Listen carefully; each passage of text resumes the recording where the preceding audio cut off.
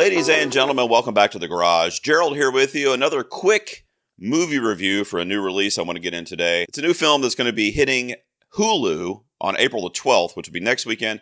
And it's going to be coming out in limited theatrical release this weekend. It is a movie called The Greatest Hits, directed by Ned Benson. This is a spoiler-free mini review. Let's get into it. Harriet finds art imitating life when she discovers certain songs can transport her back in time, literally. So The Greatest Hits kind of disguises itself as a bit of a rom-com, but there's not a ton of comedy in the movie, which is kind of what I was expecting. It's a little more serious, and the tone is a little more dark in this film. I did like the movie. I liked it quite a bit. I think it missed some opportunities, and we'll get into it here shortly without spoiling anything. Lucy Boynton plays Harriet in the film, our lead actress. You may know her from roles most recently in Barbie. She was also in Murder on the Orient Express. I also recognized her from Sing Street several years ago as a younger girl. She is a good actress. She's very charismatic, very charming, very alluring. And in this movie, she kind of plays that indie, sad, not goth necessarily, but kind of the goth persona, just sad, dreary, listening to music all day in my empty apartment kind of vibe. And she really does a good job at carrying that kind of melancholy character in this film. And her character does have an arc, because later in the movie, she meets a gentleman led by Justin H. Min, portrays kind of her love interest in the film, particularly in the second half of the film, which is taking place in the real time and space, in real time. I know him most recently as kind of the antagonistic character that I kind of fell in love with and also kind of hated in Randall Park's Shortcomings last year, which I also did a review for. That's also a movie I highly recommend with Justin H. Min. I'll throw a tag up here for you for my Shortcomings review if you want to check that one out. So the general premise of this movie is it's a time travel movie. And the way Harriet is traveling into the past is triggered not by her want or need, but if she hears a song that she shared with her boyfriend in the past, then she's transported back to that moment, literally. And there was a tragedy that occurred with her boyfriend that she was very, very close to. They were each other's soulmates. Something very, very bad happened. We learned what happens to him in the movie throughout the course of the film, but she keeps getting transported back there and resharing special moments with him that are triggered by the songs that were playing at the time. So it is a very interesting concept. However, the lack of logic, yet again, haunts a time travel movie. And the suspension of disbelief in this movie, obviously, has to be very high. And that's okay.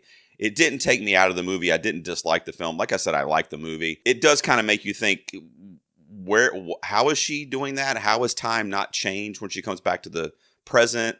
Like, it's just a lot of logical kind of missteps in the script. But in fairness to The Greatest Hits, that happens with literally every time travel movie, so I'm not really knocking it a lot for that. But my favorite part of The Greatest Hits was the relationship that's blossoming between Harriet and Justin H. Min's character, which again is in the present day. Now, one of the big knocks on this film that I have is Harriet's unwillingness to move on. And it really frustrated me as a viewer, because we learned that the tragedy with her boyfriend is a couple years removed from where we are in the movie. So it's been 2 years. She's met Justin H. Min. He is a great dude. I loved his character in this movie. A very nice guy who's dealing with some tragedy of his own within his personal family life. And we didn't get enough time to learn about his side of the story. It was more told from Harriet's point of view, which I was less susceptible to connect to, because, and I know this is going to sound bad, but in my mind, I'm kind of like, get over it. You have this guy in front of you who's literally perfect. Now, with that being said, I'm not going to give away the end of the film, but I actually did kind of like the ending of this movie, which is a bit ambiguous. I dug it. I like when movies kind of make you think or make you kind of write your own ending.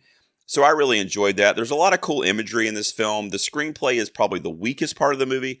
The performances are great. I love the visuals, the cinematography. There's a really cool sequence on a rooftop where Justin H. Min takes her on a date and they go to this, what do they call it? It's like a silent disco, I think. So it's like a silent dance party. So that was a really great shot. And there's a lot of cool stuff in this antique shop that Justin H. Min and his sister run together. Again, I wish there had been more time to flesh out that relationship and just in general his side of the story. At the end of the day, there's not a lot of comedy in this film, but it's a pretty deep film. It reminds me of films like About Time starring Rachel McAdams, or even most recently a film called All of Us Strangers with Andrew Scott and Paul Mescal, which was actually one of my favorite movies of the year last year. I like The Greatest Hits. I say give it a shot, especially when it's streaming on Hulu. There's no reason why you shouldn't throw this on. I actually watched this with my 11-year-old son, and he dug it as well. It is PG-13, but it's not really inappropriate, with the exception of some adult themes and maybe a few bad words here and there. If you get a chance to check it in theaters, do that. If not, it'll be on Hulu next weekend. The Greatest Hits, out of 100, I'm going to give it a 75. I do recommend it. Stick around, guys. I got more movie reviews coming in the future. What did you think of The Greatest Hits? Have you seen it, or do you plan on seeing it? Let me know down below. Thanks for tuning in. I'll see you next time in the garage.